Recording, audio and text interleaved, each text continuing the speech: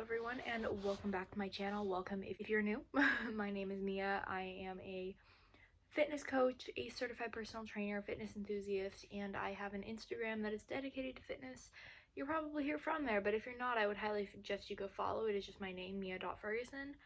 And today we are going to be discussing how I set up my training journal. And to start with just saying that I do choose to use a journal to record my training. You can easily do this in your notes. You could do it through an app. I know there's a ton of apps out there. We'll update my coach on anything via text or whatever. However, I just like to have this for myself so that I can keep them and kind of look back at like where I am, what weights I've used in the past, how I've progressed, and it's super cool for me to be able to look at. Also, it keeps me off my phone when I'm in the gym because I really do like to kind of zone in on what I'm doing, why I'm actually there, and focus on my shit. Also, you will see in here I have a lot of motivational tools that keep me going and keep me super into what I'm doing. So yeah, without further ado, we are going to go into the voiceover of how I set up my training journal. Okay, so we're just going to start with the vision board portion of it. And so this is just the first few pages for me. I always choose some colors for each of my training journals. This one is different shades of pink. How did we guess? But first I just have quotes by each of the people who are in my vision board as they inspire the absolute fuck out of me. And then just some pictures of people. I have Emily Duncan, Daraja Hill, my coach, Lexi, and then a couple other people, and of course Jess, who's my age. So I put her in there because I really look up to the fact that she competed at such a young age and did so well. And I see those every day when I go into the gym, and that really inspires me to do my best. Second portion of this, I'm probably going to put into black and white because I still am being like that and I want to keep my bikini color a secret, but this is the bikini color that I do want because it's my freaking power color. If you know, you know. But anyway, so this is the other part of my vision board. I have some motivation of some I will statements or some manifestations of things that I want to accomplish in the sport. I have a little pro card that I made myself. I have the bikini that I want to wear, a trophy, a little medal just to make it look cute, bring home the hardware because this is all like the trophies and stuff, a sword. I think that it's so cool that you get a sword in bodybuilding. I really freaking want one, so we're gonna win it. A little shoe, clear heel, full glam. That's supposed to be a food scale. It looks really dumb, but there was a big open space, so I just drew that there. Next, we're going to move on to what I do at the beginning of every single split that I get. So I get a new split about every 6 weeks, and every time I get one, the first thing that I do is I write an outline of what my days are going to be. So this one, day 1 is push, day 2 pull, day 3 legs A. You get the idea. Just goes down the list like that of what I'm going to be training on each day. The next thing that I do is for each week that I'm running the split, usually it's 6. But if there's more, then I just kind of add another page.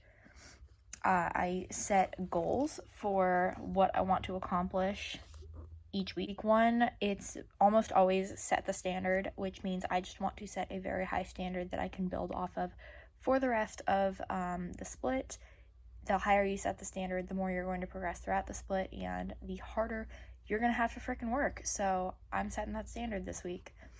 And then down the line, for each other week, I will just write in the intention for that week. Also have big weight and rep PRs. This is just where I write big PRs that I maybe was working really hard to hit through a plateau, or things that are a big landmark for me. And that just helps keep me motivated and highlight my accomplishments from week to week. And then down here, I just always write something to myself, a little note. So this split, it says, you have what it takes. Just put in the work to make your dreams a reality. You are more than capable. And this is because I honestly, was getting really down on myself the other week. I was like, you don't have what it takes. What if you never get your pro card? What if you don't accomplish everything you've set out to? And fuck that noise. We don't fucking need that. So I wrote that because we are more than capable of getting our pro card. I'm doing this. So yeah.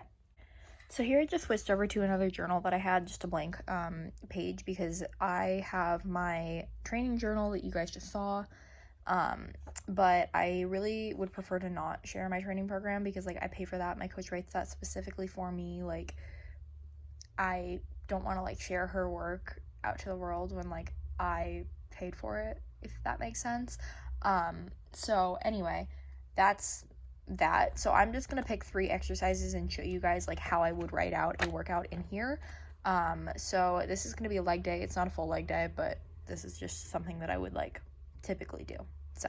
So first thing that I do is I write a header. So this says legs A, week 1, and then I have the date and the gym that I'm at. So I have, at the moment, I'm not going to my normal, like my school gym, but I actually really like this gym and I'm working there now, so I will probably be going there more often, but also I'll probably incorporate some days at my school gym just depending on what is going on. So I always just have the gym there so that I know what weights I'm using at what gym and etc. The cable towers are a little bit different.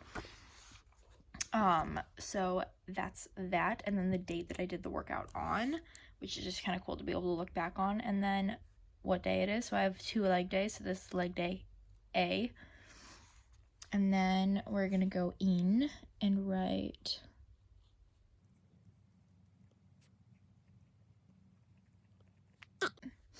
so if we go in and like my first exercise is a hip thrust, I would put 1 hip thrust, and then below it I would just put 1, 2, 3.